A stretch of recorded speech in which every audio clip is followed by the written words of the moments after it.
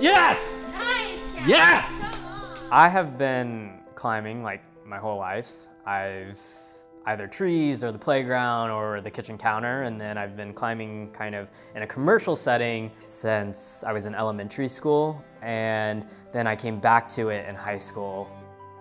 Finding the language of being trans and the language of gender, it really did feel like it was a missing puzzle piece. It made me feel finally grounded. I took on a trajectory of doing some medical transitioning to align certain physical embodiments that I wanted, and that just allowed me to now go out and participate in life and not feel kind of this anxiety over how I'm being perceived. I think overall we put too much emphasis on gender, and climbing is a sport where the gender gap is a lot smaller than other sports. There can be team aspects of it, but at the end of the day, it is a very individualized sport. And it comes down to your specific relationship, either with the rock or with the problem that's been set.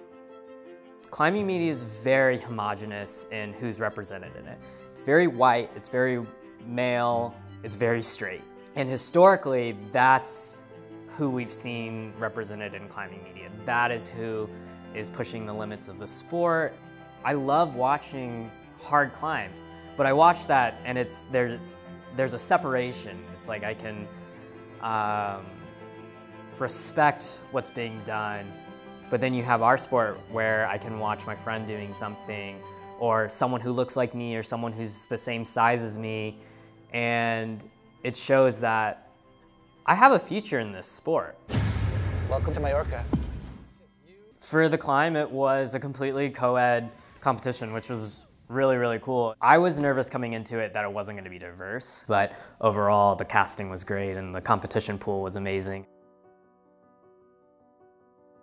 I think people seeing me be able to be myself in this community shows that this is a community that you can kind of be authentic in, that you can show up in, and that's so important for climbing, just because you have to be vulnerable with yourself and you have to feel like you're in a safe enough area to give permission to that vulnerability in order to grow in your climbing.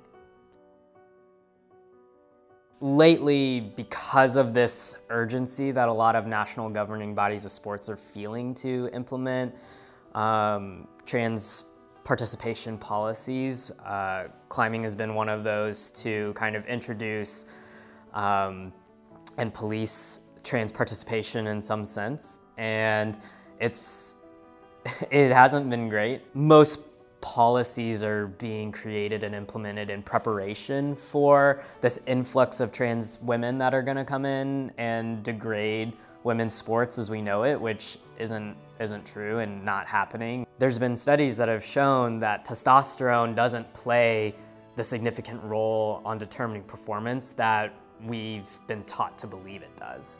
I didn't wake up and magically have abs. I didn't wake up and magically be able to lift like 100 pounds. That came with time, that came with understanding technique, that came with work. Trans children are caught at the center of this.